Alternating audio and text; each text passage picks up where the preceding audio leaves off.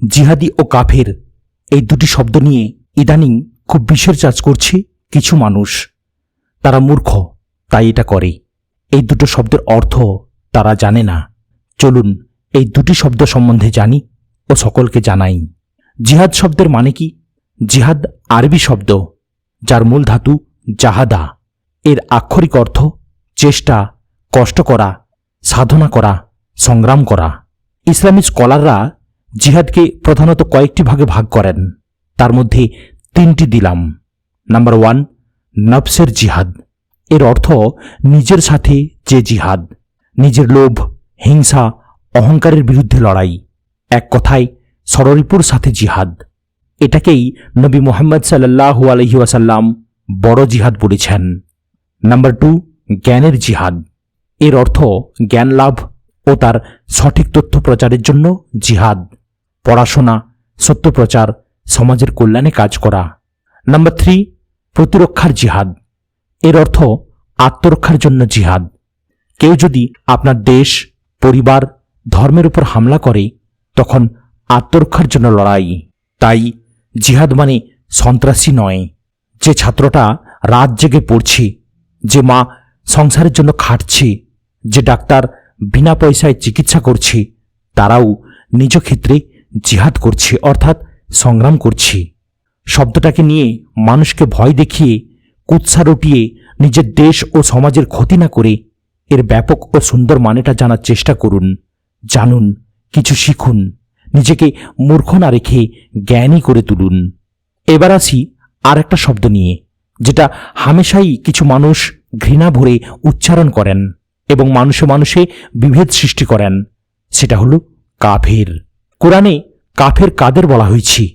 কাফের আরবি কুফর ধাতু থেকে এসেছে, যার অর্থ ঢেকে ফেলা, অস্বীকার করা, অকৃতজ্ঞ হওয়া, অবিশ্বাসী।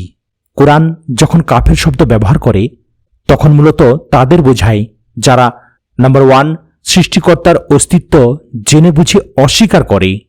নাম্বার 2, সত্য গোপন করে। নাম্বার 3, কৃতজ্ঞতা প্রকাশ করে না। কাফের শব্দটি কোনো নির্দিষ্ট ধর্মের মানুষকে টার্গেট করে বলা নয়। কোরআনেরই আয়াত আছে, ধর্মে কোনো জবরদস্তি নেই। সূরা বাকারা আয়াত নম্বর 256। তোমাদের ধর্ম তোমাদের, আমার ধর্ম আমার। সূরা কাফিরুন আয়াত নম্বর 6।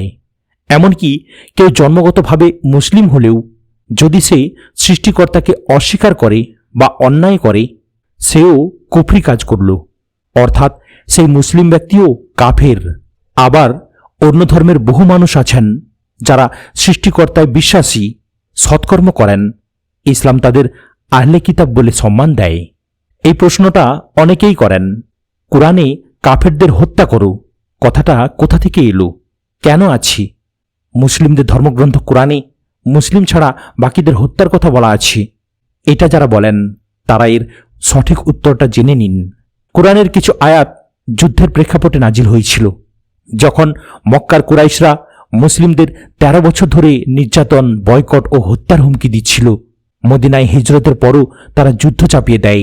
সেই নির্দিষ্ট যুদ্ধের ময়দানে সশস্ত্র শত্রুদের ব্যাপারে আত্মরক্ষার নির্দেশ এসেছিল।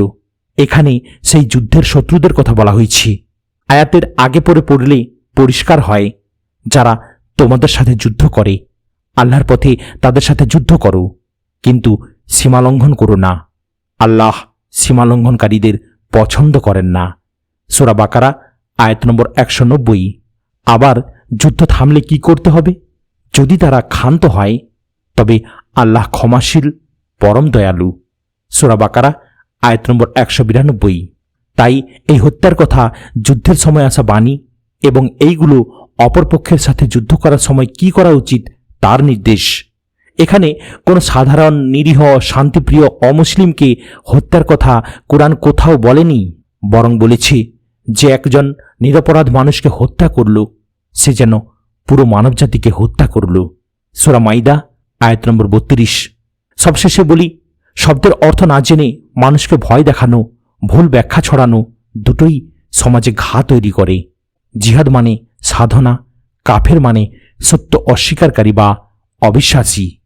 কোরআন পুরো মানবজাতির জন্য অবতীর্ণ হয়েছিল।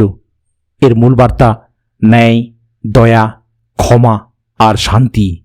সাম্প্রদায়িক ঘা যখন বাড়ে তখন এই সঠিক জ্ঞানটাই মলমের কাজ করে। তাই আজকে এই তথ্যটা তুলে ধরলাম। সঠিক জ্ঞান নেই, অথচ মিথ্যা প্রচার করে যাচ্ছেন অনবরত। সত্য তথ্য জানুন, পড়াশোনা করুন, বেদ পড়ুন, গীতা পড়ুন, বাইবেল পড়ুন, ত্রিপিটক পড়ুন, কোরআন পড়ুন। সত্য জানুন। সব ধর্ম শান্তির কথা বলে। ধর্ম নিয়ে বিভাজন করে শুধুমাত্র কিছু মুষ্টিমেয় মানুষ, যারা তাদের নিজেদের সুবিধার্থে ধর্মকে ব্যবহার করছে। ভালো থাকুন, সমাজ ও দেশকে ভালো রাখুন। যে যার ধর্ম পালন করুন। ধর্মের ঊর্ধ্বে মানবতা, তাই মানুষ হয়ে মানুষের পাশে থাকুন। স্ক্রিপ্টটি নেওয়া হয়েছে জিনাত রেহনা জলি।